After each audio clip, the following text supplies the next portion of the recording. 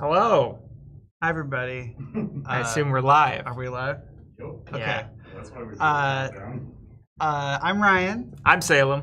and we are here to talk about various chip theory things. And we're going to do that, and then later on, we are going to be playing a special game show. Sorry, I lost my words there for a second. About Salem. Yeah, Salem's birthday last week. I think someone was asking if Salem's birthday was exactly a week ago, and it was. Yeah, so that's why, Yeah.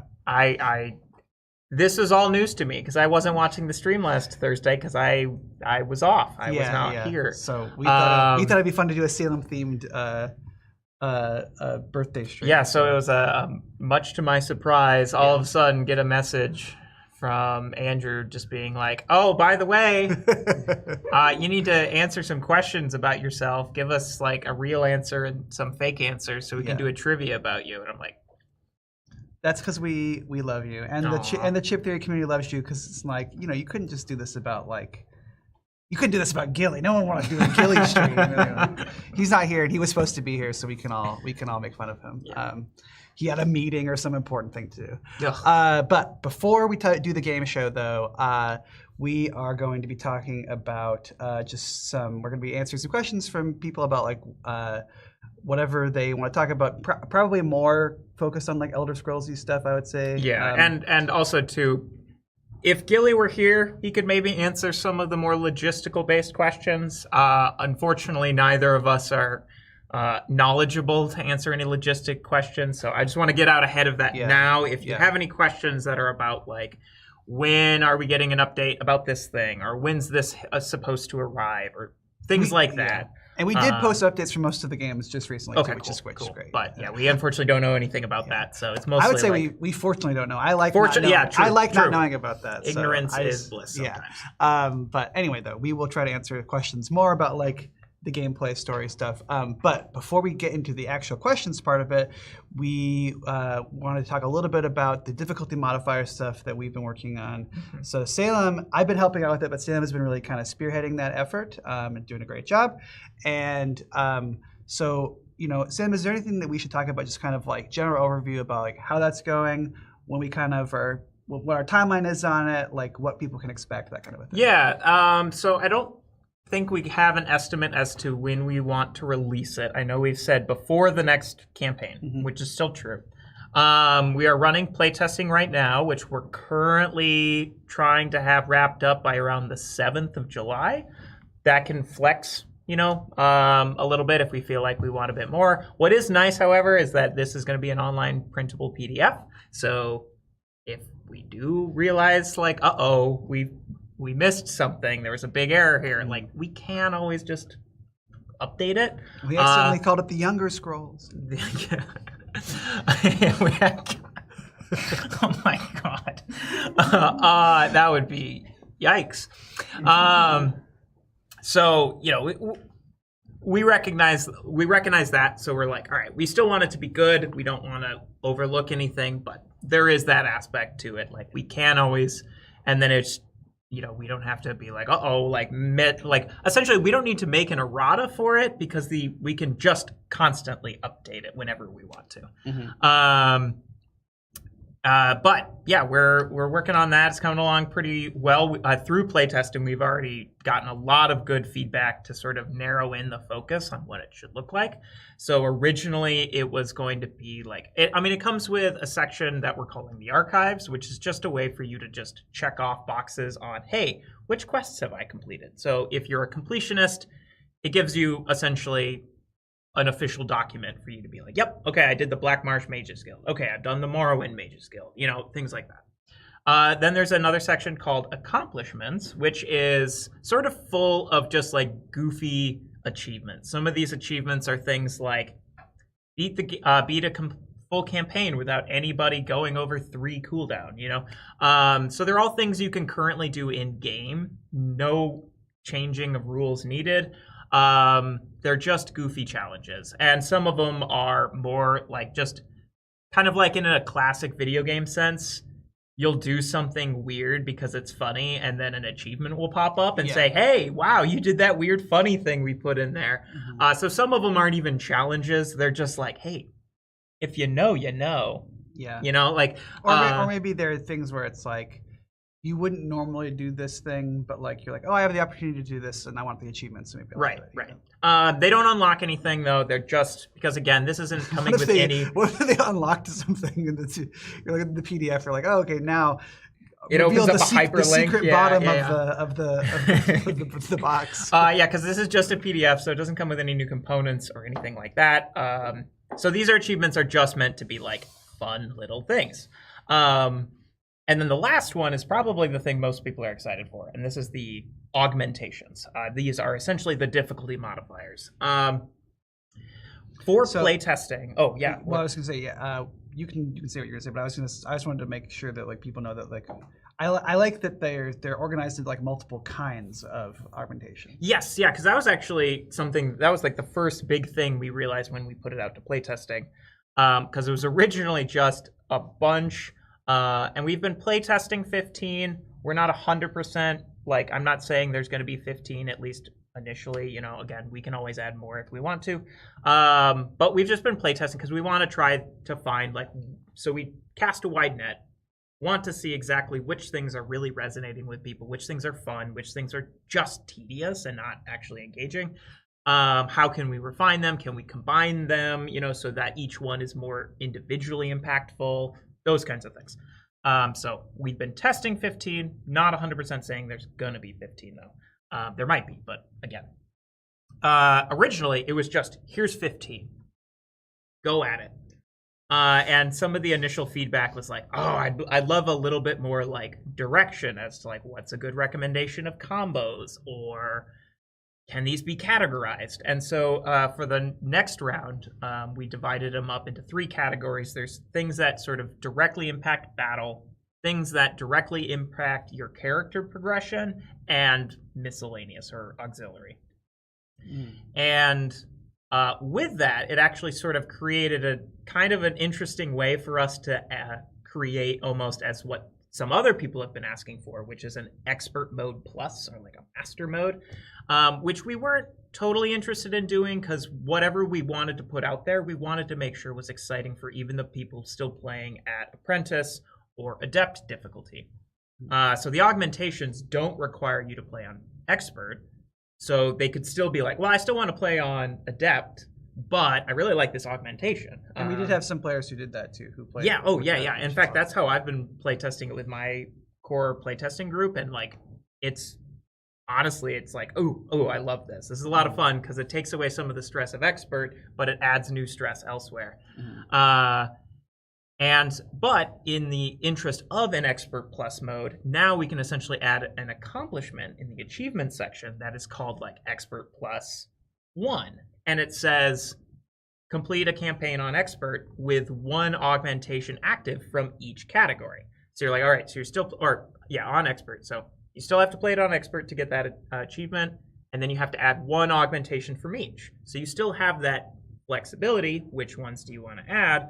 But it gives a guideline of, okay, I have to pick 1 from each. So which one do I think is going to be the most like easiest if you just want to complete the achievement, or what's going to be the most difficult? But then of course, then there's expert mode, or expert plus 2, you know, which is then do it with 2, then do it with 3. So you can keep ramping up that aspect to it. So hopefully that'll provide a little bit more structure too, as well. So it's not just a complete, here's a bunch of new house rules, change your game how you want. It's, okay, actually, all right, I still have some agency, which is what we wanted them to be. We didn't want to just force people to be like, all right, expert plus now is this nasty thing. Yeah, and then the people who are like, that is not how I want my game to increase and challenge. It's like, all right, cool, you don't have to do that. And I would just want to stress, going along with that, one, that like a lot of these are quite a, I don't want to say quite hard, I mean, but they are, but like they're quite a difficulty ramp up from the base game, even on expert. So stuff that increases enemy movement, or like encourages like smart targeting, or there's an initiative system one that I really like. So a lot of these are quite difficult, and so I hope that will satisfy a lot of people. And I would also say like that we made this because you guys asked us to do it, and so like that it is we are responding in kind in terms of like you want the game to be more difficult. Here's some things that make it more difficult. But the other thing that I would say that it's also like important to stress is that like these are we've laid these out kind of like as like a buffet for you to choose which ones you like, and so not even all of our playtesters love every single one of these, but somebody who's playtesting it likes every single one of these. Yeah. We all think they're compelling in their own ways. I don't think that you would ever want to play with all of these turned on every single time or anything like that. But like, we're not saying that you should play with all of these. We're not saying that like all of these are going to be something that everybody loves. But I think that they all address different ways that some people have said, oh, well, this makes the game a little bit easier if we kind of crank this up a little bit here or a little bit here. That will address this aspect of it. And so I think hopefully people will be able to look and see like, okay, well, this is sort of addresses something that I've had an issue with. I'm going to put this one in. This one, I don't really have a problem with this one. I don't need to put this one in. And that's fine. Like, we're not designing this to be, as you said, like kind of a catch-all solution that everyone should just play it the same way. Like, people should engage with this and like take the things that they are finding interesting and use those. So. But they are pretty difficult. So we hope that people will enjoy that. So yeah, and again too, like with the Expert Plus modes, we're hoping those also provide, again, that little bit of like a little bit of a forced structure, So if you are just sort of like, hey, I want, if you're a little bit more like, I want to be told how to make this game harder and not. I want to just choose my own path. Those can sort of provide, because again, too, you can still do that even if you're still playing at Adept. You can still follow that same restriction of like, all right, now I have to just pick one from each, because there's definitely going to be some people who are like, oh, these progression ones, ooh, these are nasty. I'm okay with the combat ones; those are fine. And so now this is all of a sudden might push them into a new comfort zone where they have to pick a progression one, or they have to pick an auxiliary. Again, that's just if you want that structure. Of course, there's nothing stopping you from only picking the battle ones or only picking the auxiliary ones. We wanted it to sort of really feel kind of a bit like modding, like the modding scene in the video games, where because I remember playing Skyrim with like a realistic needs and diseases mod, a hypothermia mod, an enemy scaling mod that was more like a classic RPG where enemies are scaled from the start and they don't scale to your level. So you could wander into a cave that you're way under leveled for, kind of thing. Yeah. Because that was the way that world was the most exciting to me. And so I'm like, all right, cool. Like, I think we have an opportunity to provide a little bit of structure and guidance. Of course, too, as we've sort of said on Discord as well, we love seeing people house rule things too. Like, as I always say, if you house rule something, I'm not going to call the police. Like, do play the game how you want to play it to make it fun for you. Board games, I think, actually exist in such a cool design space for that reason, because like with a video game, for the most part, anyone can mod a video game, but you have to know how to do it. And then also some developers are a lot more like tighter on your ability to mod the game, whereas other ones are like, oh, please do. We'll actually provide mod support, Yeah. Board games are nice because all you need to do to be able to mod the game is just to decide to do it. And that is awesome. Like, I love where it's like the moment the game is in your hands, it's your game, And I love the opportunity, though, for us to be able to provide, especially because some of these things are like pretty sick and pretty twisted, and it's like, yes, let's do it. I want to see who can take all of these if they really want to. Well, so I think we can transition probably into questions pretty soon. But before that, like obviously we're not saying that these will be how they finally show up, but like any favorites that you have right now. Yeah, so you mentioned the initiative one. I also kind of really dig it. It might not be. We actually modded this suggestion from. I should have looked up their name before. Oh yeah, because we saw a similar one. Someone suggested something like this in one of the public Discord channels. And we're like, oh, that is a really good idea. So we simplified it a little bit, but it's where your initiative, because like we were thinking like, oh, do we have an initiative based on stamina? But stamina's already so powerful of a stat. We're further incentivizing stamina increases and also make mages like you're like, all right, well, you can't exactly play a 2 stamina mage anymore. And so we saw this comment that was also and also like, what's the stamina stat for enemies, right? And we saw one where they were scaling it based off of combat stat. And I can't 100% remember exactly how they were doing it. They had a little bit more complexity to it. But for our sort of rendition of it, we're like, all right, well, it's just combat stat. And then any ties are broken with the normal turn order.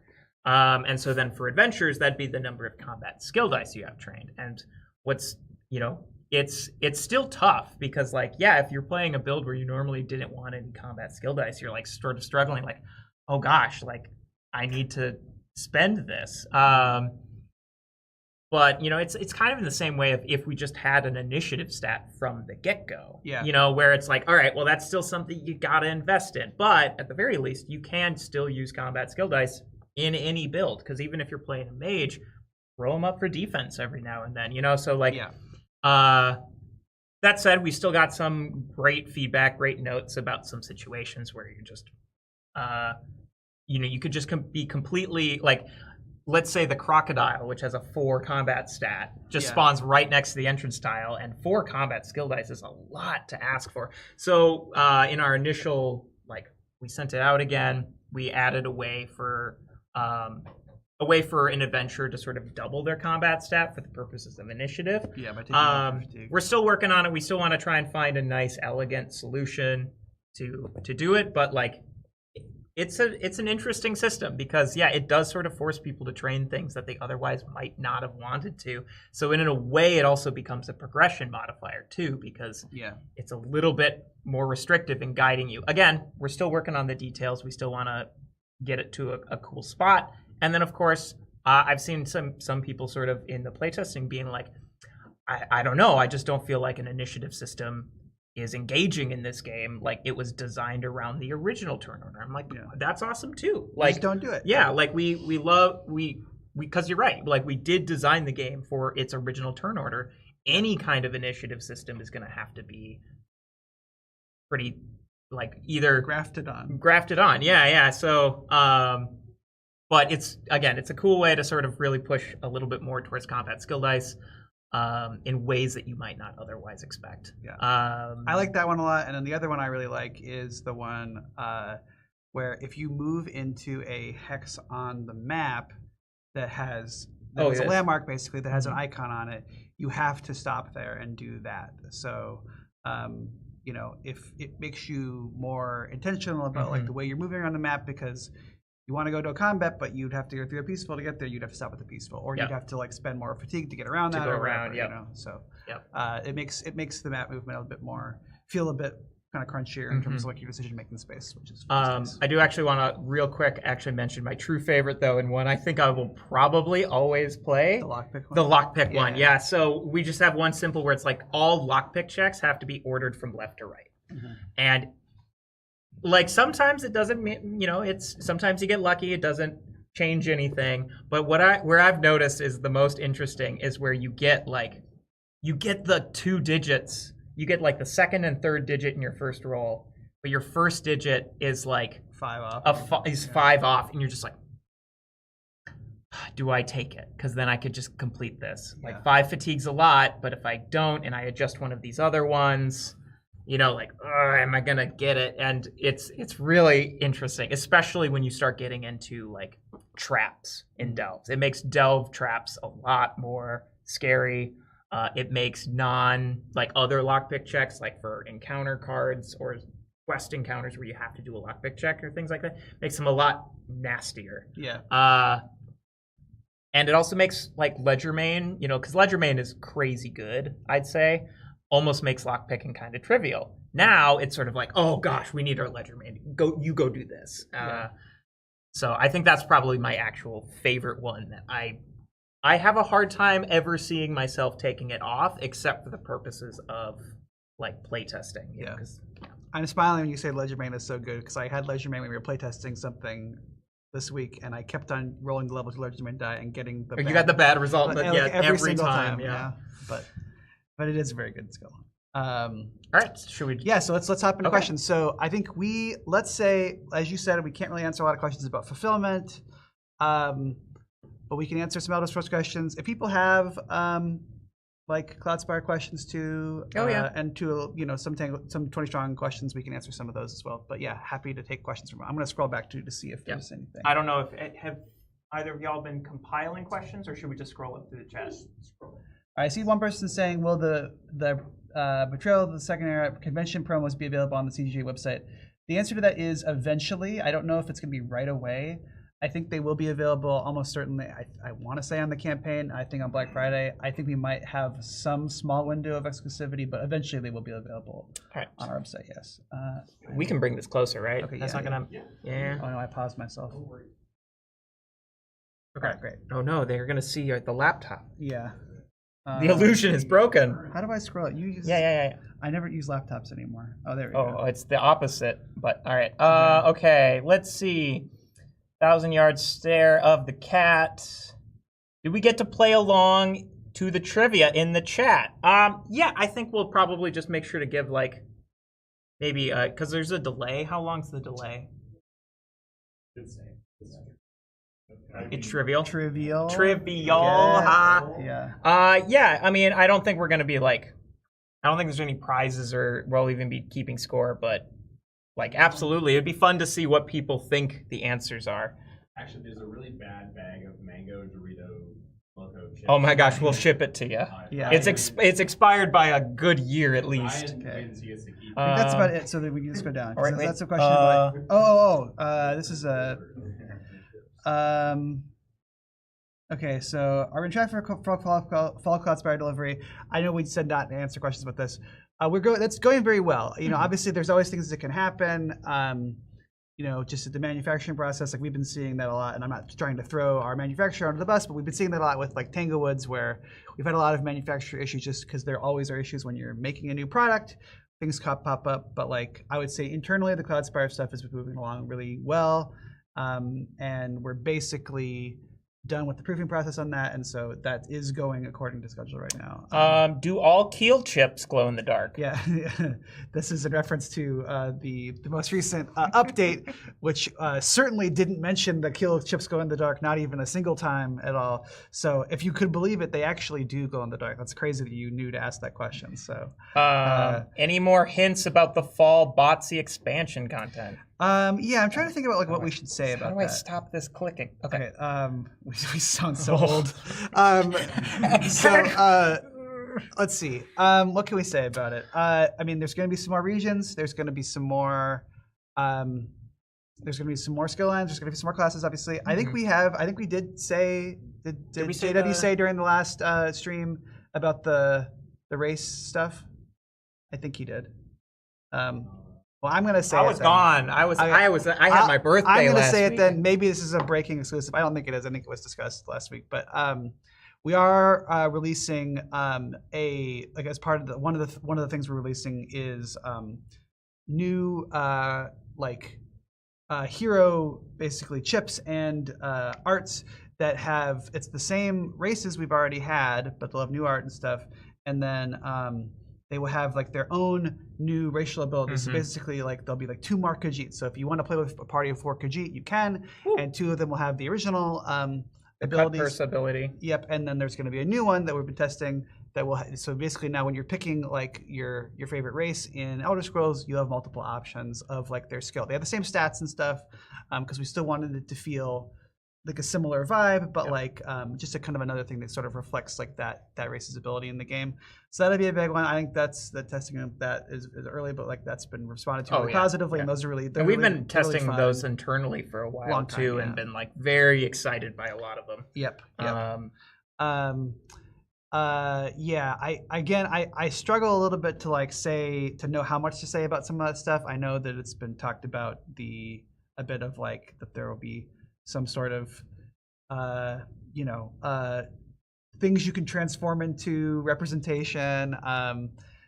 So that's been going. The testing on that's been going well too. I think we're adding a fair amount of classes as well, and a lot of classes of I would say look for a lot of classes of things that are kind of classes from previous Elder Scrolls titles, and then hopefully some new classes too that are pretty unique things.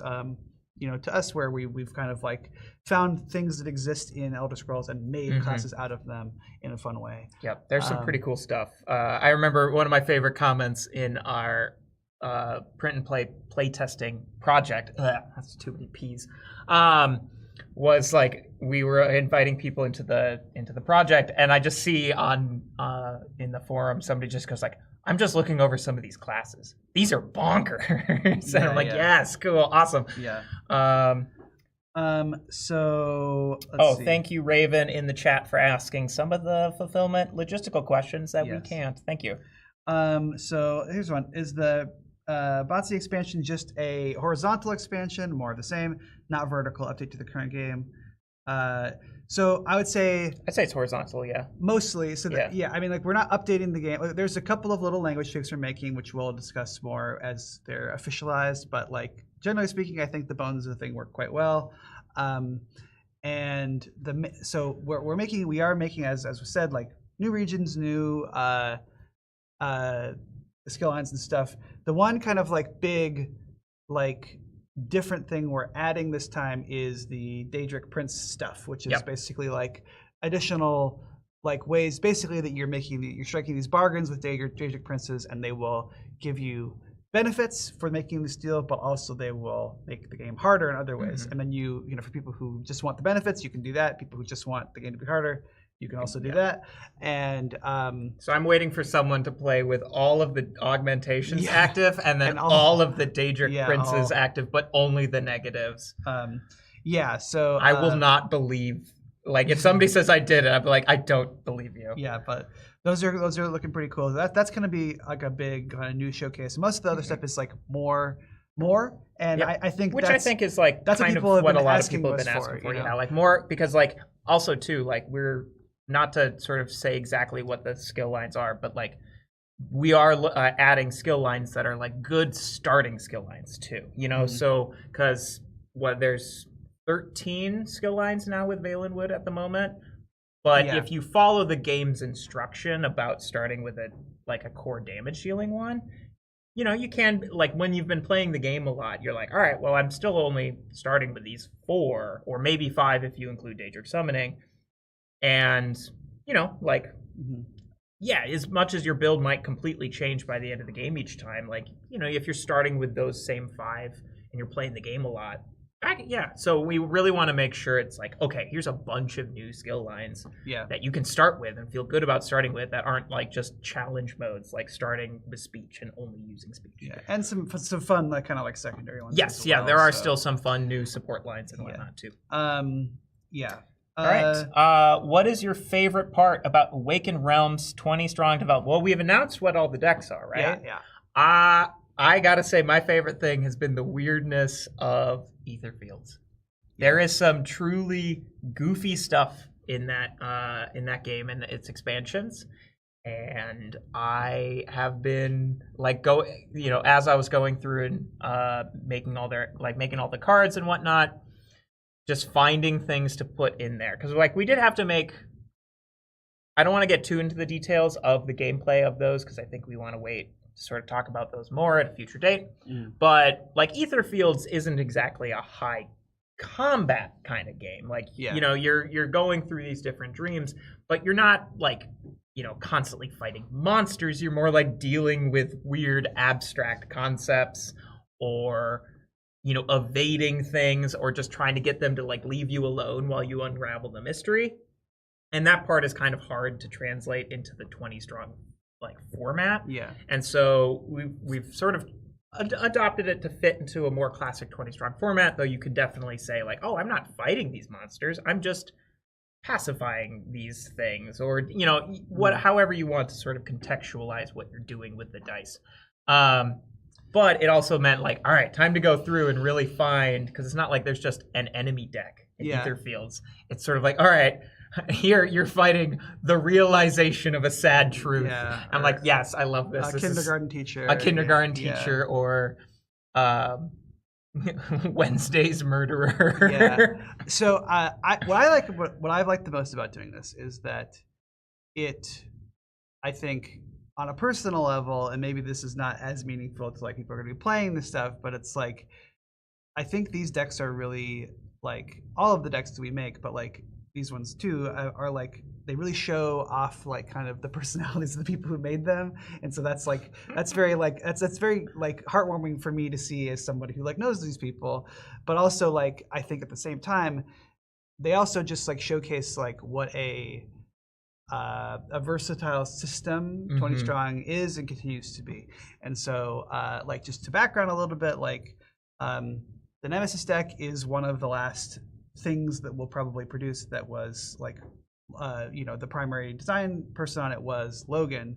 He's got some things he contributed to the next round of test content. A little bit. We were starting to work on that before he left, but like this is kind of the last like big Logan project that will release because Rose is coming out and Red are coming out like this fall, and so like he has like his very much way of like going about like doing 20 strong stuff, which is sort of like how do we kind of like how can I break a lot of like the rules of like how this works and like create something that like has this as like a system that goes alongside of it, and then Salem doing ether fields and kind of like Salem is always trying to think about like what's like a really thematic way to handle something, like what's like a weird thing I could do, like, and so like Salem without like spoiling it, but like Salem sort of has weirdly created like a campaign, like a secret campaign game, or almost like I would say a game with like don't freak out, but you're not destroying anything, but like a game with like legacy elements that basically is like sneaked into like this 20 strong format, which is really cool. And then I worked on the Tainted Grail deck. And I saw someone ask like somewhere on like Discord or something recently if there's going to be campaign elements in that, and there aren't. It's going to be much more focused on like sort of the combat of Tainted Grail, which is like the kind of the card playing sort of like and sort of like the ticking clock brutal difficulty part of it, and that one is like much more like straightforward. But all three of them though are like really approaching like what you can do, how you can apply the dice, like how you use like the dial in different ways and stuff. And they all feel really different, but they all feel really strong. Like they 20 strong. Yeah, yeah, and I'm out. But yeah, like I think that like that's what I hope people will see when they get the games is just that like there's still so much that can be done with this, and there's still like we still have like so many ideas like beyond these that we're doing, and like all of them feel really different. And I think we just continue to like think about like, okay, well, what if you use the dice like this? What if you use the cards like this? What if you use the dial like this? And it's really they're really fun to make. So I think it'll be as far as any of our 20 strong campaigns go, it will have the biggest diversity of decks. I think between the three, like as far as how they play. Like they're truly like they're all still 20 strong. That's the cool part though. It's like you play them all and you're like, yeah, this is a 20 strong deck. This is it's using that system but pushing it in weird new ways. But yet all three decks feel quite a bit different. And I love like all of the decks. I think all of the decks we've made so far are so cool. But again with the first round of stuff, it was the first round of 20 strong stuff. We were still sort of getting our heads around this system. And I remember too, even early in development when we were working on the Too Many Bones and Hoplo decks, because Josh JC was working on the Solar Sentinels one, and we took it and we're like, oh yeah, we've got some cool ideas. And I remember especially with like when he was looking at what I first pitched for the Hoplo deck, and I kind of had a similar 3-deck thing because I thought isn't that the 20 strong thing? And he goes, no, you're thinking it could be expand whatever. your mind. It could be more, the 20 strong thing is like mainly just the activate something, roll dice, do the strategy phase, then just clean it up, but rinse like how repeat. It works but like how, variable. And so I do think like those first 3 decks are all like showcases of, like I honestly think you could learn the game with any of those 3 pretty easily, pretty comfortably, and you get like the base 20 strong experience. And then with Tanglewoods, like, well, all the decks were sort of meant to be unified to a degree. It's why we have the universal Tanglewoods heroes that are just across the Baba Yaga ones. Yeah, the Baba Yaga ones, yep. And then with this one, it's just like, well, each of these 3 games are really different, and we've really got our heads around 20 strong as a system, and we're like, all right, let's go wild with this. And they're all really cool, really different. But yeah, anyway, so a long answer to what's your favorite part. But all right, let's see. Where there will be variable stats for test characters, and you can have a maximum total amount of skill points, and you have to stay within a range for each class. Oh, so I can actually, I can kind of reveal. We have actually an augmentation at the moment that doesn't do this exactly, but it does sort of key into, currently as it's written, is if you would ever advance a stat, including training a combat skill die, if your total stats is equal to like 15 or higher or so, it costs more. So it kind of forces you to like lean more into skill dice a bit more. You can't push your stats too high, or if you do, you start to have to maybe untrain that magicka stat, or sacrifice stamina if you're a mage character, or even like just not upgrade your health at all, things like that. Because it's going to start getting more expensive. It doesn't prevent you from doing it; it's just more expensive.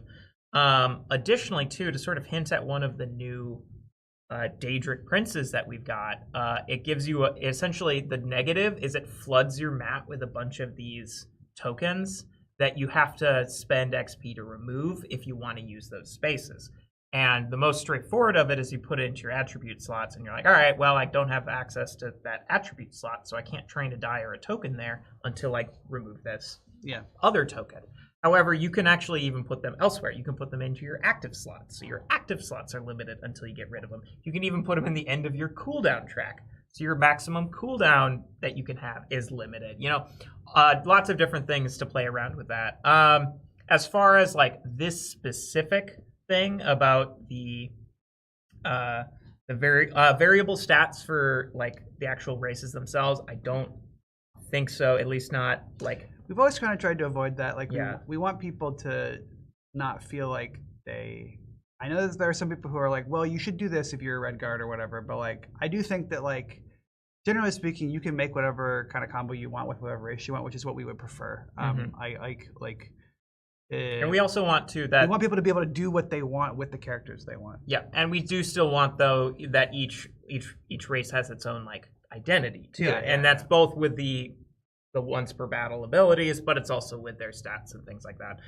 But of course, like, my gosh, stop clicking. We keep on messing up the computer. Yeah, but as we sort of continue adding more stuff to sort of go back to that previous horizontal sort of expansion, once we're done with like sort of really expanding the game in all the cool horizontal ways we have currently planned, if we're still working on this game and if it's, we still got lots of cool stuff, like that's where we might start to get weird with it, like where we start all of a sudden introducing new things that completely change how you approach character building or campaign structure or things like that. So I don't want to say never.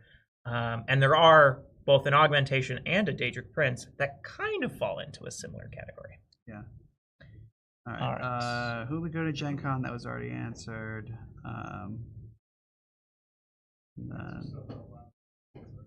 Okay, so yeah, Andrew, me, Salem, JW, or Gilly, sorry, Josh Carlson, and Josh Schwartz and Raven are all going to be there, so that'll be fun. I thought I saw another question. Where is this further down? Oh, jeez.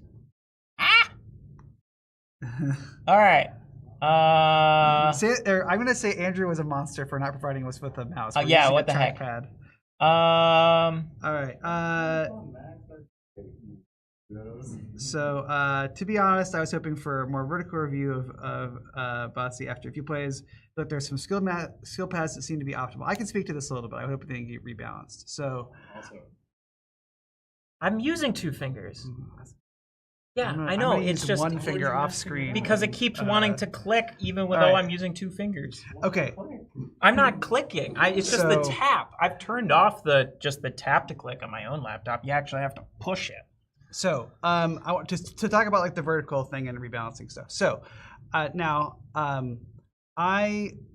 first of all, I would say that like I do think that the game obviously like there's no such thing as like a perfect thing that like where if someone could go and say like, oh well, what if we did this or that? And I think we've talked about that before, like things that we would do differently if we were going to go back and redesign the game from scratch. The big one that I've always said is that like I would change around like what some of the overland mechanics are, because I think that like some of the more complicated overland mechanics pop up in the places where people would most want to play first. You know? And there's other things too. You were telling me something the other day where you're like, oh man, I wish we had done that. But it was I wish combat skill dice could be used in social checks. Oh yeah, I think that was like the one thing I'm like, oh, that would have been Right. But there's a new class that has that ability. So. Yeah. Obviously there's things, but I would say that I do think, and I think everybody here does think that like the game does like stand on its own, and I'm not saying that to brag. I think that like you know, obviously you should admit when something isn't quite working the way that you expected or wanted it to, but I also think that you should have confidence in like what you created, and I think we all do. I think that like generally speaking, I don't think the game is busted, and I will continue to not think that, you know, and so I don't really think it needs to get rebalanced. The other thing, though, that I think is important to note, that like, and this is an internal discussion we've had every time we have decided or not decided to release, like, you know, an update pack or anything like that, is that like what I think we were always saying to each other when we were working on the game originally is that like, if a video game is unbalanced or if it's messed up or whatever, you can just patch it. Like you can just be like, here's a patch, download it. Game like that. You can't really patch a board game. Like you can and make changes to the second edition, but it is like a hassle.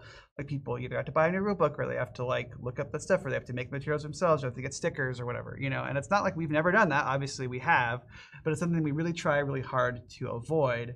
And so like I think that, you know, I think we still, you know, certainly there are times, like for example on like the Hoplo Victorium stuff, where we realize, oh, we actually had printed this person's health with the wrong value, and so we needed to fix that, you know, or you know, with Cloudspire getting that to be a little bit more readable and splitting some of the skills out and stuff. So it's certainly something that we have done, but like rebalancing even if we wanted to, which to be clear we don't, but even if we wanted to rebalance a $225 game or like, that's not like really respectful to the people who have purchased it. Like, you know, they purchased something that they expect to work. We do believe it works. We stand behind it, and so that's not something that we don't want to just be continuing to like go out and offer like, well, here's a tweak, here's a tweak, here's a tweak. Now, we are going to be making some wording adjustments to the rules, and we're going to be fixing some typos and stuff. The wording adjustments to the rules are primarily like sort of clarity-based stuff. Now, I think that there are a couple of things we're looking at that, you know, will be very easy fixes that you wouldn't have to buy a new edition of the rules or anything like that to implement. And I think we can probably talk about this a little bit, because we haven't officially. So let's say, you know, these are not nothing I'm saying is official because we're still looking at like final wordings. But like two things that we've seen that like some people have been exploiting in ways that we weren't anticipating were the running out of over fatigue on purpose trick that some people do at high play counts. So we're basically kind of closing that loophole by saying, if you run out of over fatigue and then you have to take over fatigue, you just immediately take true damage equal to the amount of over fatigue you would have taken. And so it's still, honestly, it still even allows a window for that to be a strategy, but it's now you have to be a bit more intentional of it. Like if you do still want to go that route and utilize it, like, all right, it's not completely shut off from you, but you know, you got to make sure you have the health to be able to do it. There is a penalty to it, whereas previously it was just like, oh, all right, cool. The penalty was just, I guess, an adventurer died, but they probably did something crazy big on their turn, filled up on over fatigue, died in a noble sacrifice, and then everybody else is like, cool, we don't have to worry about over fatigue anymore. Whereas now it's like, all right, well, we still have to worry about taking damage, you know? Yeah. So that's one thing. And the other thing is that obviously people have talked about their feeling that like blind is super strong. So we're looking at basically figuring out a way to, again, I don't want to get too specific because we're still checking the implications of this, but like figuring out a way for like enemies to be able to remove blind rather than them just having it forever until they die. Yeah. So it becomes more of a limited resource instead of just you can turn off like these enemies for the entire battle, essentially. So yeah, you could call those things rebalancing, and maybe you'd be right, but like these are things that like basically we're able to fix them within like a couple of lines of text. Like the idea that we would be going back and like, all right, well, let's just like restat like all of how like destruction magic works or whatever, or destruction staff. Like we're not going to do that because like A, I don't think we need to, but B, like everyone has this PVC and it's not, they can't just download a new PVC, you know, like we don't want to, we don't want people to feel like their product is out of date. Like, and so, and again, I don't think it's necessary either. If we really release something, we were like, oh man, well this really is bad, like then we would probably release a new PVC of it, but we don't feel that way, and so we're not going to. So that's kind of our position on it. But like we do hear, we're listening to people what they're saying. Like that's why we're working on the augmentations. That's why we're looking at like fixing, you know, or changing blind or whatever.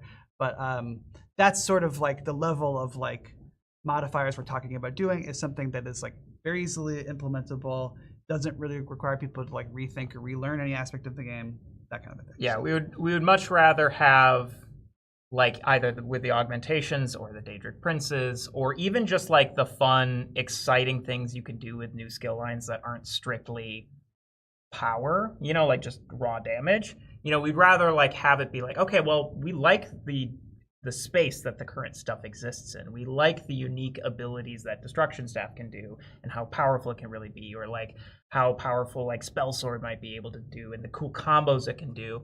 And with it being a solo co-op game, we like avenues for players to just really feel powerful, you know, because it's not a competitive game where all of a sudden if you just got access to this thing, all of your opponents are just like out of luck. But also at the same time, we do recognize like it's important to have like to encourage players to try other things, go in other avenues, and also feel like that their strategies they may have felt are tried and true and are always reliable, all of a sudden aren't working anymore. You know, like so that's where it's just like, oh, some of the new quests might really penalize you if you think you can just go this way the whole time and you're going to be fine. Well, actually, you know, so, but in engaging ways. We're far more interested in taking sort of the feedback we've about those things and instead having our new content sort of respond to that in fun, cool ways.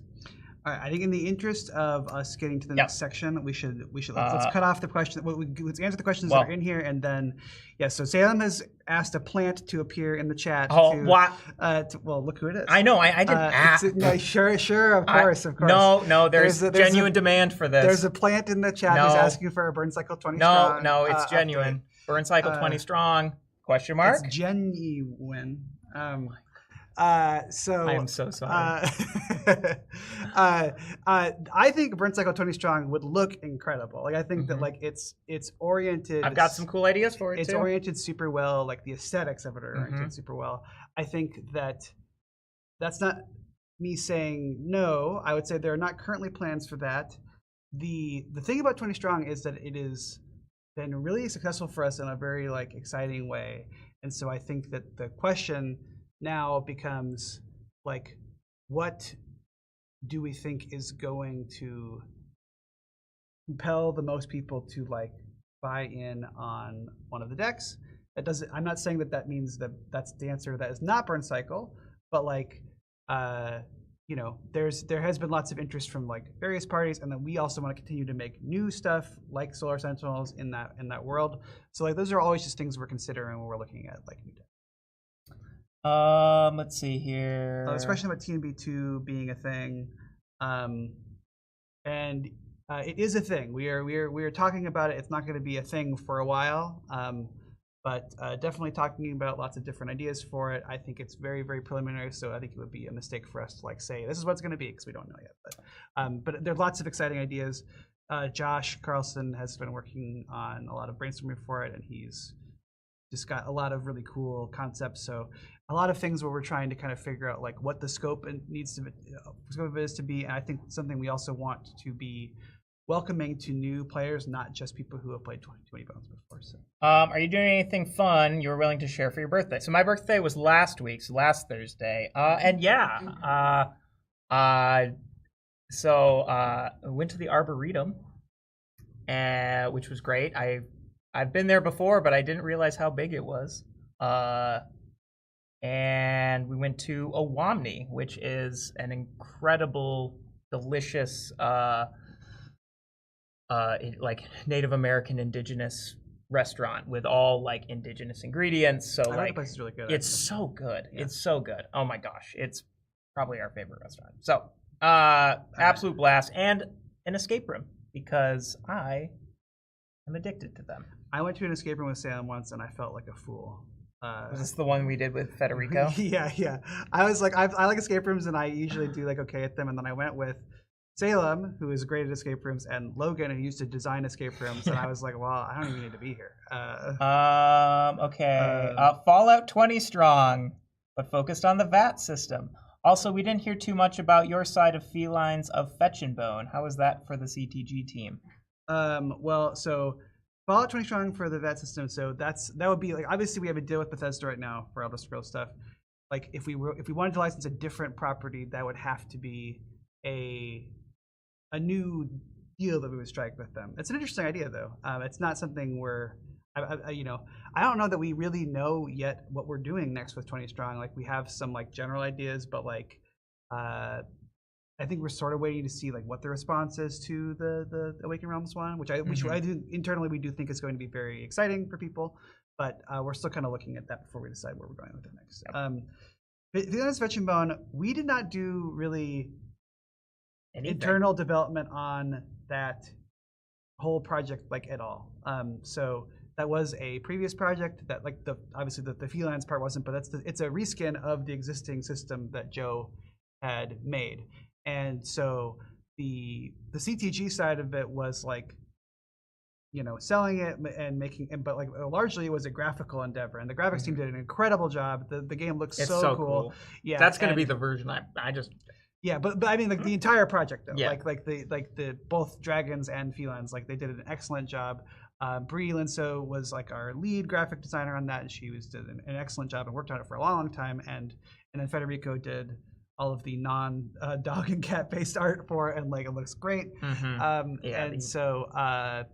Like kudos to them for sure. We got to reap the benefits of watching it do well. Mostly, we worked on the rules a bit because I know we wanted to like update the rules a little bit just to make sure that they were parsable for everybody. And Liz McFarlane, who I don't know if we've really talked about like on the stream, but she is our other developer who joined, developer and kind of editor who joined the company earlier this year. She took the lead on that and did a really great job with that, and as well as Devin. Why am I forgetting Devin's last name right now? Norris. What? Norris. Thank you. I did know that. So as Devin Norris, who like ran lead on like writing and rewriting the rules and stuff. They both were like the two kind of like point people on that project, and I think did a great job. So I think we're really excited for people to get that out and see this thing that Joe has made with like all this cool stuff on it. But Salem and I cannot really take credit for it. Mm-hmm. So. What about stickers to make changes to rules? Yeah. We are looking at that. Yep. I don't want to say that we're going to do that. We're looking at doing that. But it would be like, if we were going to release stickers to make changes to the rules, it would be something that we would want to do a limited form factor. Yeah, and also too, like, certain components can be stickered, others can't so much. I see someone mention about, like, I need chip stickers. I don't know if there's really any chips that we're worried about at all, but, like, you can't really sticker, like, things you have to shuffle, or even things that are, like, going to be sliding around, or you need to, so, like, pretty much, like, the small-scale PVC can't really be stickered and hope for it to last truly, so I could say if we do decide to do stickers, it will be for paper products only. Possibly we might sticker like blind on the reference sheet, but I kind of doubt it. I think we're talking about maybe coming up with an alternative solution for if somebody wants an updated PVC reference sheet for them to get one. Possibly stickers, but like even that, it's like we wouldn't want to be like, well, let's rebalance the entire game. Let's come up with it. Here's 800 stickers to put in your room, but we do not want to do that. We have no interest in doing it. We will not be doing that. So we would be pretty selective about how we're doing that. What are your thoughts about solo Nightblade with the ability of not being targetable by any enemies? Ooh, actually, yeah. So Then we should probably do trivia after this. But yes. yeah. All right. So the next person said ultimate abilities skill ends. That would probably. We're not doing that. No, but like the closest thing is maybe like another Daedric Prince thing down the line that maybe gives you cool, unique things depending on your skill line. But we probably wouldn't want to do that until we feel pretty confident about all the skill lines we are going to have in the game. Yeah. Because we wouldn't want to have to add additional ones to it. But we have already been talking about what we're going to do with the next round of stuff after this. Yeah. So. But yeah, so I think that could take the form of like a Daedric Prince contract or something. Possibly. But yeah, anyway, so solo Nightblade. Okay, so this was something that we kind of realized earlier in development. You know, like there's been comparisons of like to Too Many Bones and whatnot, because there's similar structures. But one of the first things we really realized is a different design space is that in this game, T-grounds don't hurt enemies; they just hurt you, and so you can't just win an encounter through attrition. And because of that, it's like you do actually have to damage these enemies. And so that allowed us to be a little bit more powerful with defensive abilities. So whether that's heavy armor, although heavy armor can deal some pretty cool damage, and so for like stealth, for example, too. And so with the Nightblade, which is truly like, you know, I'd say because it's like magic infused stealth, kind of wanted it to be pretty spectacular. In that regard. But again, you can't just rely on stealth. There are some encounters in the game where you don't need to defeat everything, in which case this combo absolutely shines, and I love it for that. I love the idea of somebody playing solo Nightblade, doing a Thieves Guild quest, and their last encounter or one of the encounters is just a genuine heist, and they can just beat it without defeating it. Yeah. That's really cool. I love that. For sure. As far as like an actual battle goes, like you do have to be defeating things. Now, of course, the Nightblade has ways to get the stealth dice back, and if you've got Shadow and you've got all these other things, but then it becomes like a juggling thing where you're like, all right, how do I jump out of the shadows, take somebody out, and then disappear again? And that's also just that's so cool. Right. Like so I mean, I think what that's the Nightblade's thing is. Right, you know, like right. That's what they do in exchange for like doing massive damage or whatever. Yep, You know, like And then of course though, there's still always things like detection, which you know, there's not too many enemies with detection in the base game, but detection is actually going to be more a common skill in a lot of the new Elsewhere enemies. So all of a sudden, there's now a larger pool of detection. So you got to be a little bit more worried. Or if you're in Elsewhere, you got to be a bit more worried. Like you all of a sudden might get a level 20 with detection. You're like, oh, it just doesn't care about my stealth die. Elsewhere expansion confirmed. But yeah. Well, no, I just said we were being sort of oblique about what I just said Elsewhere is going to be one of them. I mean, we eventually want to do Elsewhere, right? Yeah. So I'm not saying it's for this campaign. I'm just saying we've got plans for Elsewhere that adds more detection. Sure. Anyway, yep. So I think we'll probably transition there. Yeah, I think so. Yeah. So I think we're gonna take a short break while we get set up for the trivia, and then we're gonna do some Salem trivia. I should have thought about like a cool name to call us. Maybe Andrew already has a good name for it, but yeah, thank you everybody for the questions. Those are great, and hopefully that got you excited about the augmentations and some other stuff. So yeah, we'll be back very shortly. Cool. Great. We'll be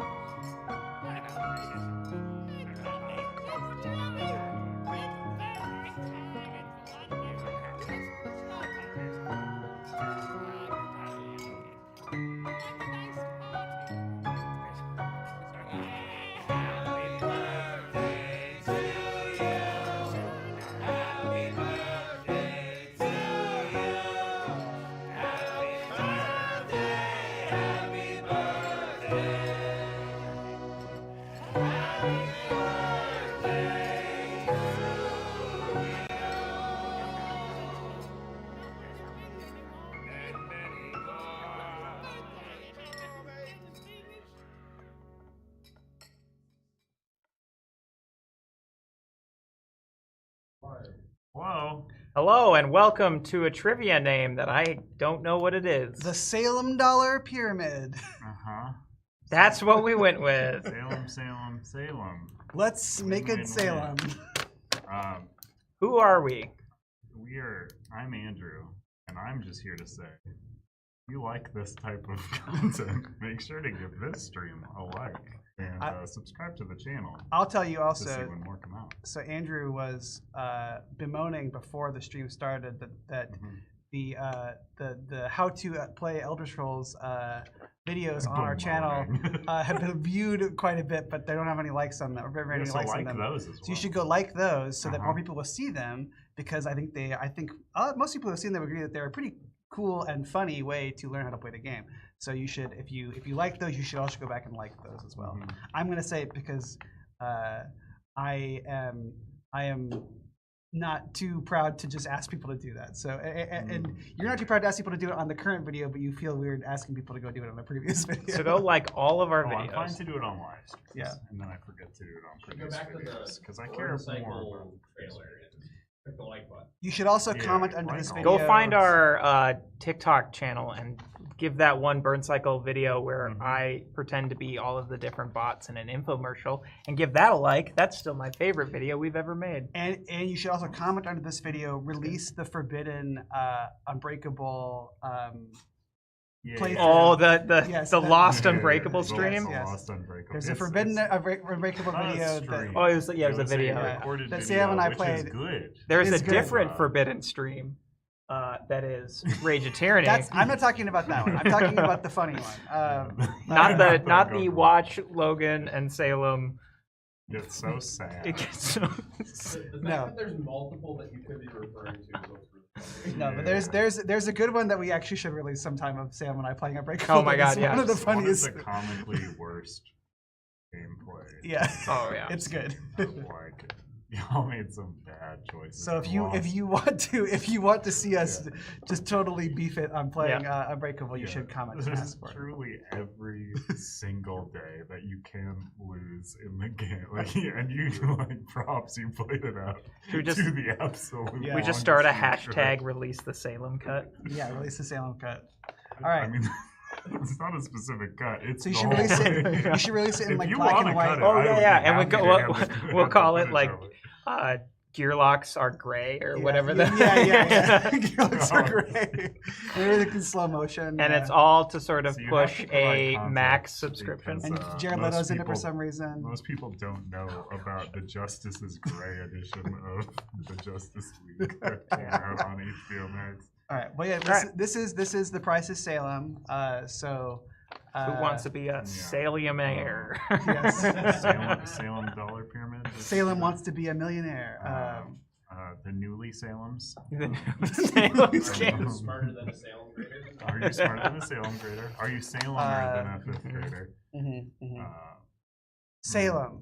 That's the parody of Jeopardy, but there's Oh. only one word in that. It's got an exclamation Sorry, mark. yeah, Salem. With an exclamation mark. That way, everyone would be excited to play it. Yes. All right. So All right. Salem is the host of this game. I am the host. You wouldn't have guessed it based on how many words have been spoken. Yeah. That So this is a Salem trivia game where Salem has You're come up with bad questions host, you've about lost themselves. track. Lost control. All right. Yeah, Yeah. and so So this- I have questions. One answer is right. The other are all lies. So this is a very strange position to be in. I am So- partially uncomfortable. So okay, so are we taking turns? Are we both guessing on all of them, or what's the?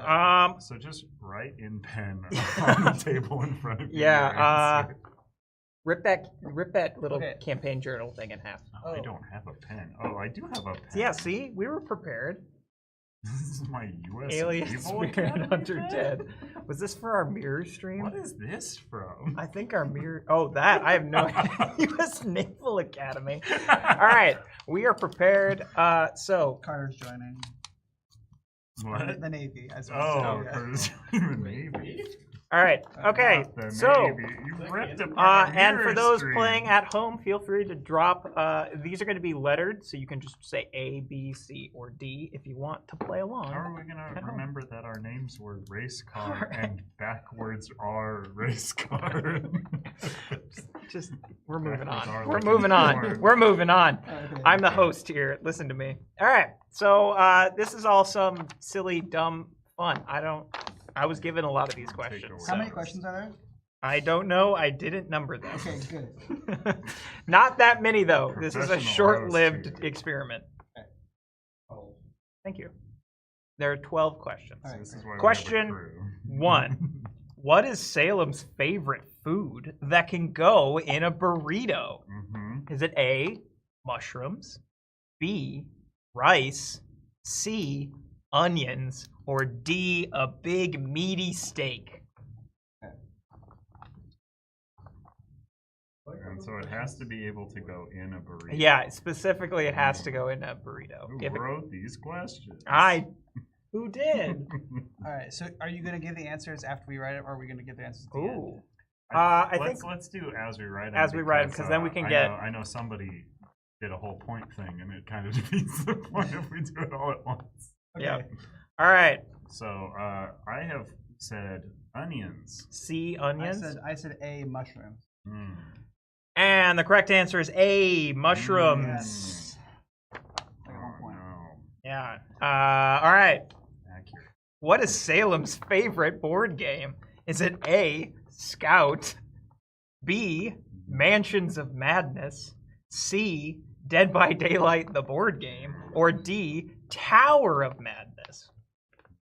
Tug that tentacle. Tug that tentacle, as we call it in this office. Tug that tentacle. Yeah, we're gonna have Heather on. We're gonna have Raven on. Scout is obviously Salem's favorite game. Right up there with Return to Dark Tower. Yeah, I was gonna.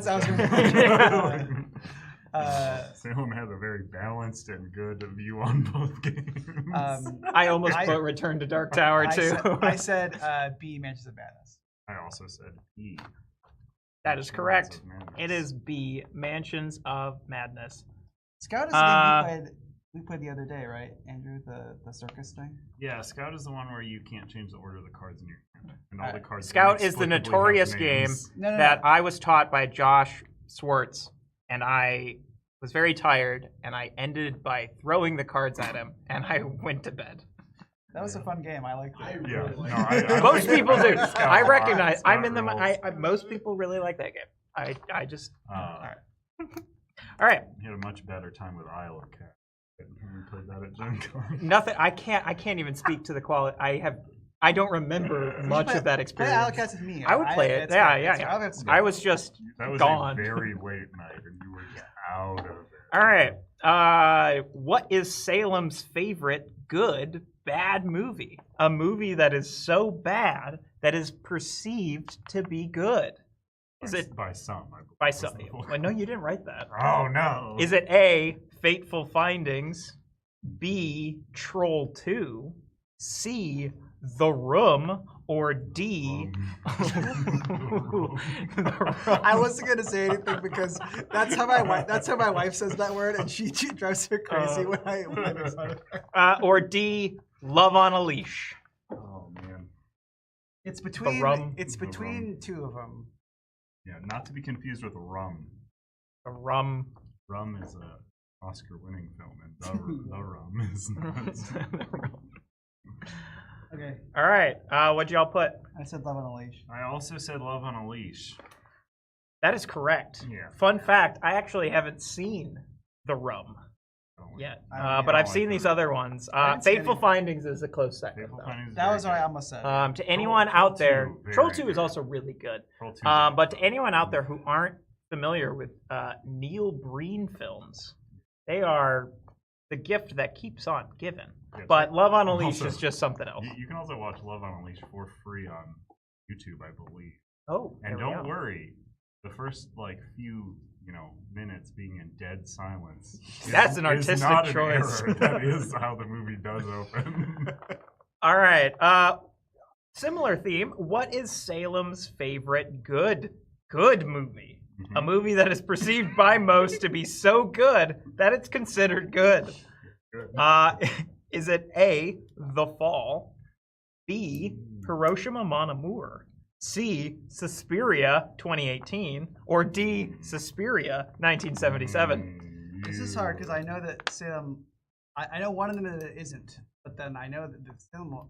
I think likes all four of these movies, but I do like all four of these movies. Ooh, happy birthday from Brazil. Say, oh, thank you. It's a mainstream for the evening. Well, Is it Thursday? It depends on. I think there's multiple time zones in Brazil. but also, isn't it similar to? It's similar to here, though. Yeah. Yeah. Extremely similar. Oh It's yeah, like no, that's right 3 there. hours ahead. Wow. Oh yeah, I want to see how well. I want to see how well Jenny does. Jenny has said AI. AI. That's what it looks like. Yeah, your favorite Exclamation movie mark. obviously is AI, starring Yeah. Haley Joel Osment. Mhm. Spielberg's best film, Ryan often says. No, that movie's fine. Kubrick's also said best film. All right, I'm gonna. Say... So it was Fall, The Fall, Suspiria, Hiroshima Mon Amour, Hiroshima. and the two Suspirias. Okay. All right. What'd y'all say? I said A. I said A as well. A, that's correct. A, The Fall is my favorite movie all time. After Jenny answered in the Yeah, I did. Well, I can't. You cheated. Yeah, I did can't look see- at that. You No, look I at- mean, I was putting A because I, for whatever reason, remember talking to you about the fall, and I don't remember the context of the conversation. I've never talked to you about these other. Some more Context. context. Talk about Suspiria 2018. Sam's obsessed with that. I'm movie. so I obsessed. mean, I've heard you talk about.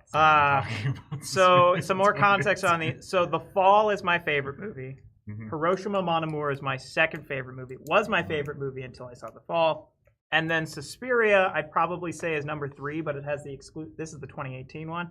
Has the exclusive honor. If you were to ask me what is the best made movie, like I think it's that one. However, the emotional resonance that it gives me is not as good as these other two. So I think Suspiria 2018 is the best movie ever made. And Suspiria 1977 is just an absolute riot. It's so much fun. Two very different movies. The Artist. The Artist, the Best Picture winner. Yes. The Artist. I mean, it it's won a Best- fine. It won Best It won Picture. Best You're right. Picture. Yeah, That could be one yeah, of the how best could- right. ones. I will not look at it. And then my other top 10 are they're much less ambiguous. Green in their Book, order. Crash. Yes. The King's Speech. Yes. Tom Jones.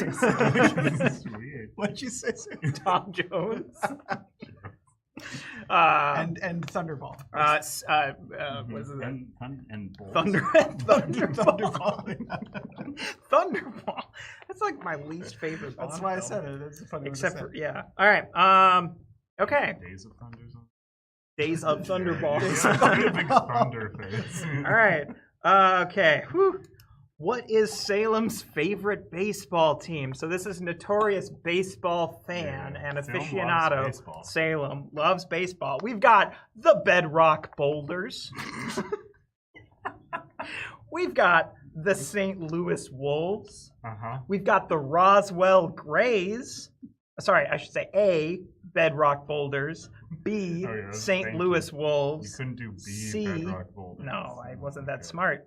Roswell Grays, or D, the baseball team Buddy plays for in Air Bud 7th inning fetch. Oh man, okay. I'm not looking at chat. I know Jimmy's probably on there instantly because you talk about this constantly. Yeah, nothing about it's always baseball. Yeah. All day, What every your day. entire relationship is built Baseball on is chats. baseball. Okay, I've written something down. I will glance. Feel free to play along in the chat if you'd like, writing in A, B, C, or D, or if you have an answer. Yeah, actually, Yes, if you feel have a free. better answer for my favorite baseball team, You can figure write out it in. A better one. I got. No, that's a description of the fall. That's the fall. Yeah. I was like, baseball team? Jimmy's description or name of the baseball team, the one with the little girl in the hospital. She makes friends with the guy that tells her stories. Yes, I love it. I said That's C, the plot of the fall. the Roswell Grays. The Roswell Grays. What is your answer? I said D. D, the baseball team Buddy baseball plays team for in Air Bud 7th inning fetch. It is D, the baseball team Buddy plays for in Air Bud the 7th inning fetch. The Roswell Grays, though, being from X-Files. St. Louis Wolves being from Who's On First. From St. Louis. And from St. Louis. Yeah. And Bedrock Boulders being from the Flintstones. I figured that's where that one. All right. Going off of that, That what's one's not from Moneyball? what's the best baseball scene in a movie? We've got A, every scene in Airball 7th inning fetch. Airball? Air Bud 7th innings fetch. B, when Brad Pitt eats stuff in Moneyball. That's a good baseball scene. That is a good baseball scene. C, the beginning of Deadball, where the protagonist relives the moment of him throwing a pitch so hard it killed the batter, who I think was his son, and then sent to prison, where he then needs to play for the prison's Deadball team in order to fight for his freedom. Okay. Or D, Who's On First? It's not a scene, that's a movie. Well, the bit scene. Who got the baseball one? Oh, Yeah. I I thought I knew Andrew this got one. Andrew got the baseball I one. thought I knew this. Yeah, I got the. No. Oh, Twilight.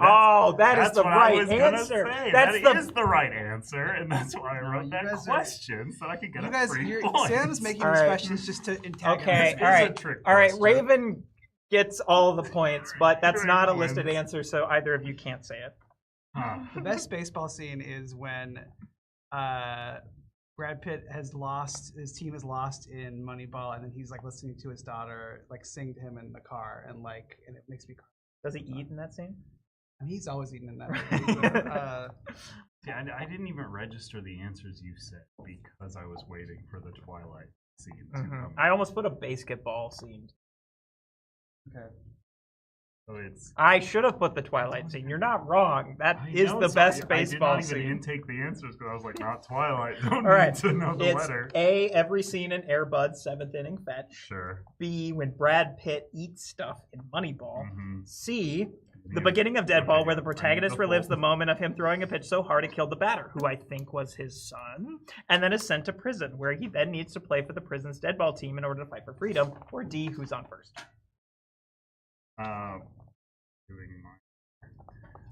But yes, Dave, there's a baseball scene in Twilight. It is the best example of baseball in a film.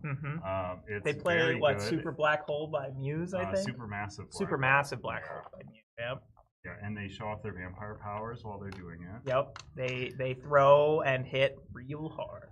I have put my answer because there's no truth in Twilight. Yep. All right. Well, what's your fake answer then? My fake answer. Well, this is I like that. I said that too. Yeah. I originally was going to go with the beginning of Deadball, where the protagonist relives the moment of him throwing a pitch so hard to kill the batter, who I think was his son, and then sent to prison, where he then needs to play for the prison's Deadball team in order to fight for his freedom. But ultimately, I'm like, no, the who's on first bit is just too good. I'm not going to do it again. I've committed to the bit just enough. Who's on first is one of those things where you're like, everybody like talk, and then you like listen to it and you're like, no, it really is that good. It really is that good, yeah. Really good. There's no way this ages and is like good and relevant. Yeah, it's like, no, it's still really funny. I think it's still all right, what's the best movie score? Is it Dune Part 2?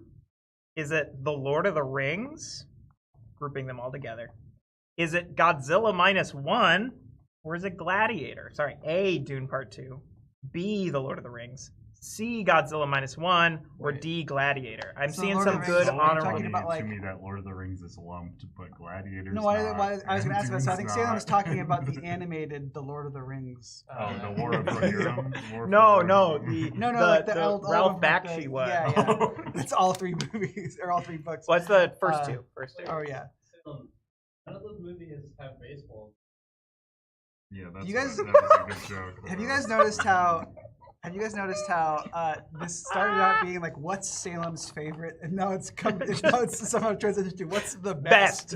What's the best movie score? Jurassic Park, though, I'm seeing in the comments. That is a good answer. Questions in about 4 minutes because I didn't want to do them. Well, I didn't want to do them either. Exactly, you sprung them on me. That's why we had to do it this way. I have written an answer. All right, what are your answers? I said Lord of the Rings. I said Dune Part 2. It is Lord of the Rings. Yep. I knew that would trick you, though. Yeah, because Sam's always complaining that that movie didn't get nominated for best score. Gladiator, though, is probably my most listened to soundtrack. I listen to that one all the time when doing the Victorum deck, and then I just got hooked. All right. Okay. That's pretty good. I don't think it's up there though. All right, which is the best? What is the best of the following options? Yeah, but they're all Salem's best, right? No, this is the best of the following options. What is the best of the following options? Is it A, cake, B, pie, C, ice I also cream definitely cake? wrote this in a way that was like your. Yeah, I know. Like, I modified this one slightly. D, some sort of large cookie with frosting. See, I wrote all the answers for this one. Yeah, well, I had to pick. I liked it. So yeah, cake, pie, ice cream cake, which I guess is distinct. Ice cream cake is distinctly Yeah, but different but from then cake, again, you so is lunatic. cherry pie and like French silk pie. They're two different Yeah, form but factors. did you want like I got my separate answer down, I got section my for answer down. cream-based pies? And fruit-based pies. But what about key lime pie? That's a fruit-based pie, and that's also kind of like This, based. So like cream lime. I got mine. I got mine. I'm Alright. still noodling. yeah, you noodle away. Cream with a K though. Yeah. No, cream like the band. It's like that's just spelled normal. Or, It is. but Salem like likes to. It's written in the font that right there. I'm gonna say some sort of large cookie. me too. It's pie though. That was my Yeah, second I know. choice. It is pie. Ice Large cream cookie cake, with correct frosting is answer. up there for sure. But I gotta go with pie. I've always loved pie. My ranking on that is ice cream cake, pie, big cookie. Yeah, and I love all four of these. I Like, would say pie, pie, cookie, and then I don't really like ice cream cake or cake very much. See, I think whoever I like carrot cake, whoever though. made Carrot cake this rules. list should have really broken apart pie because there's too many bad pies that I would. that's true. So, Actually, like, that's a this good is- point. There is some Yeah, whoever made bad these answers pies. is a Like moron. what? I can't think of one at the moment. I don't want to I offend mean, people. I'm not a fan of cherry pie. Pecan pie sucks. What? Yeah, that's Get incorrect. leave. Cherry pie, I think, is the biggest hit or miss. I like cherry. There's some really good cherry pies I've had. Mhm. I think also like French silk's okay, but if it like oftentimes just too sweet. But also, like you rely It's too so French. heavily on. It's too too See, I didn't want to offend people. Too many rings of silk. I have no here. issue with French stuff. All right. Also, relying so heavily on the crust. What are you talking about? A good pie crust is so I know. good. But a Oh, bad you're pie crust relying. is I thought you said terrible. you're Yeah. lying. No. About You didn't make a statement. I gotta catch up but to ice Andy. cream All right. cake is always. Okay, what is solid. your favorite fiction book? We had to. I asked for a distinction because I was torn. I couldn't pick my two favorite You books. could've just said I- book and then have like it alongside nonfiction. No, I know, I but can't name a single All right. It's not nonfiction on this book. list. I haven't read it yet. Okay, what's your favorite book? A. Stories of Your Life and Others. B. The Golden Compass. C. Percy Jackson and the Lightning Thief. Or D. The Fisherman.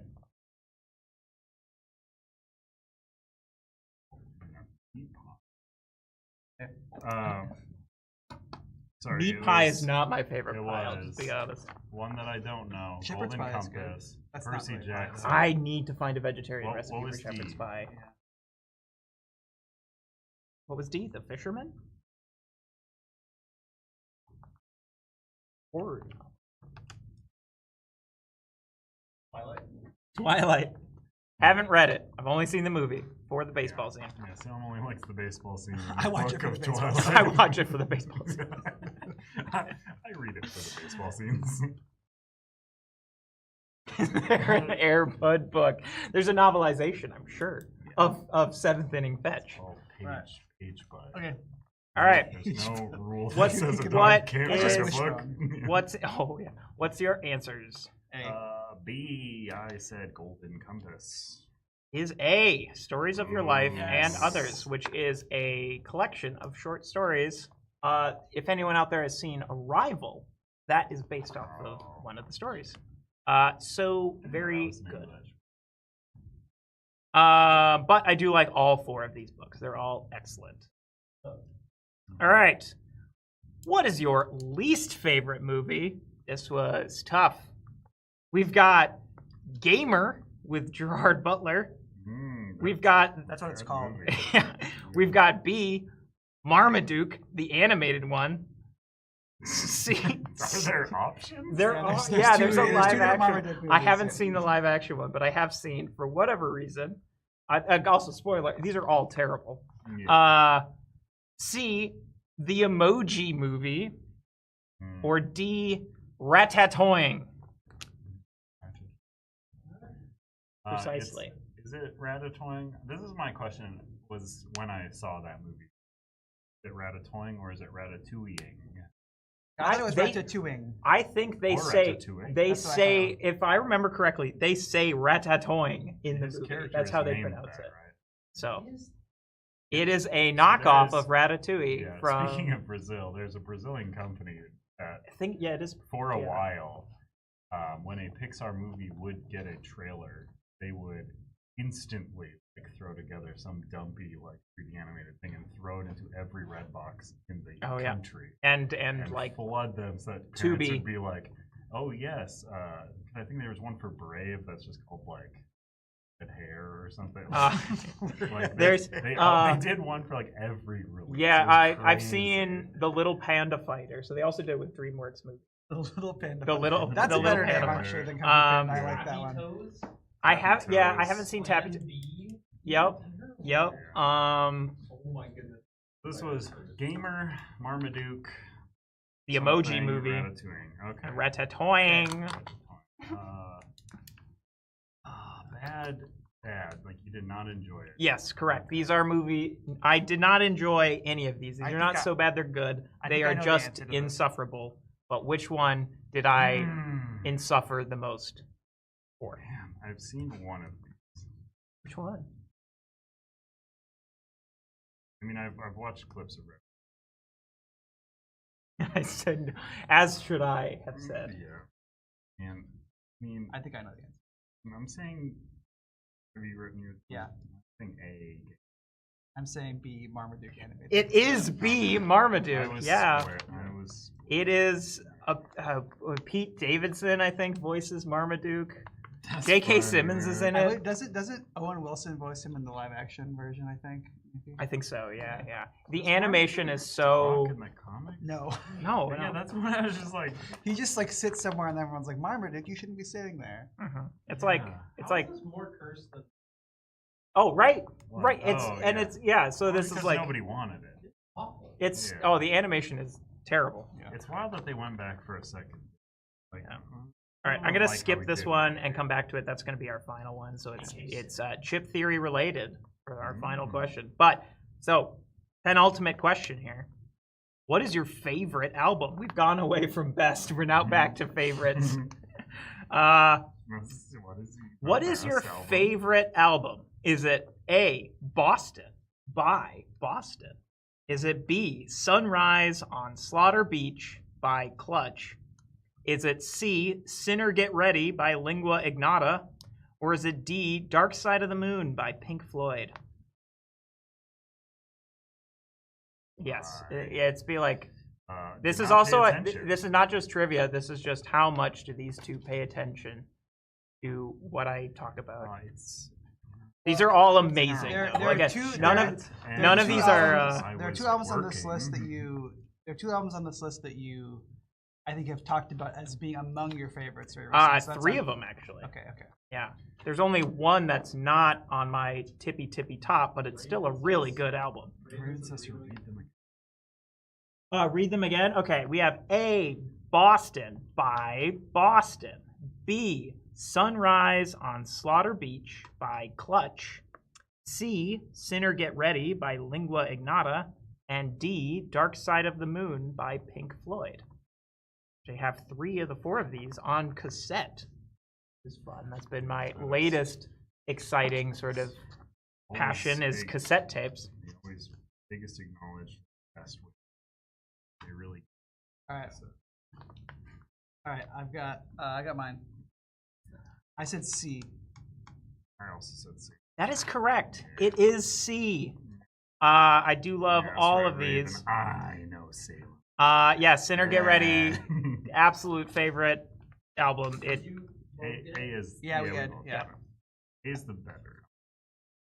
Right. I haven't listened to C, but that, I mean, that it's very self-titled different. Boston album is To very anyone good. out there who knows Lingua Ignota, yeah, her music is not exactly like, oh yeah, I'm gonna just put this on and jam. It's intense, but it sit in the dark, turn the light, close eyes, just listen to it, and Yeah, feel this my is- entire soul get ripped Salem- asunder. Salem's giving you an assignment. Yeah, that's it.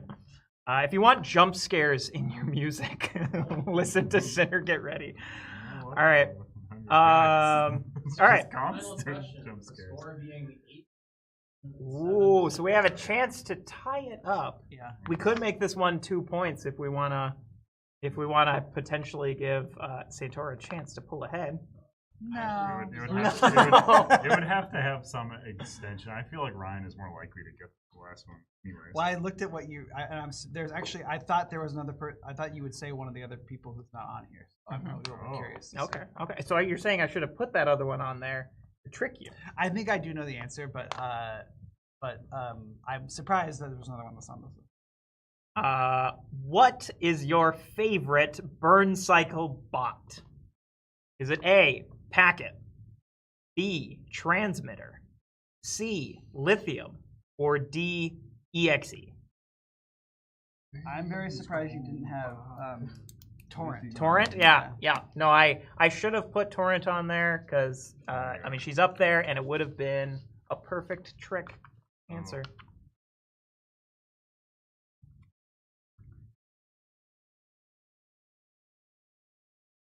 Soul ripping sounds amazing. Packet is 'cause I'm trying that out. Yeah. Packet is like the mail robot. I know. Transmitter is the little guy, right? Well, transmitter's also a mail robot. Lithium is a medic. And EXE is the sniper. The sniper, yeah.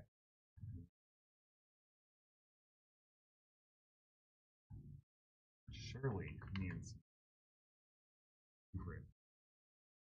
I don't know, maybe. I don't think. We could. I don't think it's the case. We could. You never know. Not.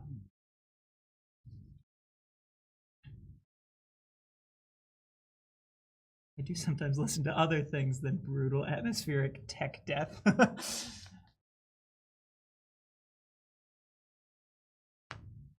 Alright, you got it? Love that. Andrew? Yeah, I think it's wrong. Okay. Transmitter. I said lithium. It is lithium. Yep. All right. I was wrong. Well, we've And got I our was right, but final it was scores. We've got 9-7, right? Waiting for the thing to update. Yep. And so I win. Yep. I win the prize of best listener. Best listener, yay! You listen, Friend. yeah, best friend. Thank Now you. I have to delete Salem's contacts from my phone. Yeah, we're done. and I can't You're not talk talking to me Salem anymore. for the rest of the year. Yeah. If you unfortunately. need It's anything gonna from me be from a work awkward. standpoint, you gotta go through Ryan. You I have to only submit got on more than half of the paper, like- questions right. So And I even got one Wait. super right is the thing, so I should have extra points. so for who the in the Twilight. chat got the most? I think it would be right.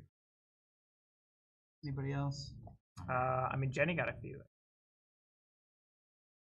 Also, I do love Jenny's response to the album just like this. I'm like, I'll accept that. That's Drop good. some Jenny's horns. like, what's burn cycle? I know her favorite bot, Bit. Bit's super cute. Bot. I mean, Bit and Bite are pretty cool. Yes, it is the one on my mug. No, that's what I was. All right. Well, Okay, we are. congratulations to me. Congratulations to Ryan. He will Yep. get a cake. Because he didn't get one, he's lying. I don't even There's like one cake. right off camera. If you think we got any of these answers wrong, please let us know. Please send a support ticket. Yeah. Please send it dozens. Just of be like, support Raven, tickets. please. This was wrong. You made a mistake in the trivia. That's actually not Salem's best favorite thing. Are we gonna release an errata of this episode? Yep. Yeah. We'll Yeah. submit a new PDF of these questions. Don't listen to Shannon. Shannon does want you to submit support tickets. It's the quickest way to get this situation resolved. Okay. Thank you so much for watching. So you said we're we not going to are do. Right. taking next week off because it's going to be a holiday, so probably not a lot. In many ways, and I don't want to do one every week. But the following week we will be back. Dylan and I mirror it up. Race car and race car are back Race car and backwards after we R just race ripped up the car. notepad. Yeah, I was wondering why we did that. And we can still preserve this side though. and preserve the history of my loss. I will Or say I we are sea not onions. doing See, we're not doing anything else on that stream, even though that is my actual birthday. Well, we didn't do No, anything no. on my actual I know. birthday either. We'll just have to wait a week. No, we'll do birthday trivia as part of the mirror stream. All right. Anyway, I think we're. Yeah, so we'll do mirror stream. The following week after that, we are going to be talking about the chef class. Remember, this roll with. This is the week after the mirror stream. Yeah. Also, might put a difficulty mark. Ooh, yeah. Feeling inspired. We could do the lockpick one. If anyone in chat wants. Oh no. No, don't do No. that. Only about the outcome of this. Yeah. All right. Oh, and then finally after that, we will be doing some fun little Gen Con. Ooh. We will have us playing Fight 5. Oh, 5-5, you say? Yeah, new release from Neon Knight. It's a good one. It's a lot of fun. War the game, not War the con. Oh my God. War about fun is for that. Yeah. But we'll also be checking out Neon Rain. Now, that will also be at Gen Con. And we will also on some kids probably match of those that we haven't talked about too much. I think we played them once. We did it competitively. Wait, that's not a new. We played Octo Bravo and one. Weren't they out last? No. No? We didn't even have them. I think they were new this year. Or maybe end of the year. I thought, oh, at the very least, holiday, right? Last year? I don't know. Whatever. Don't This is probably don't not talk super, to me super about. interesting about yeah. when we release Riveting. past product. Yeah, not nearly as interesting as the exciting trivia we just finished. Yes. Well, you got to learn all that. That's Yeah. exciting. You got to find out what the best baseball scene is in the movie, Well, and it was actually none of the ones listed. Even though you're wrong about that, Salem, we do love you. I'm glad that you we were even wrong. I on was your wrong. own For counts, no, I admit I was wrong. Genuinely, I am very happy to celebrate Salem on the stream. Salem's a very cool person and a very important part of chip theory and a very good friend. So Thank you. The final score is actually.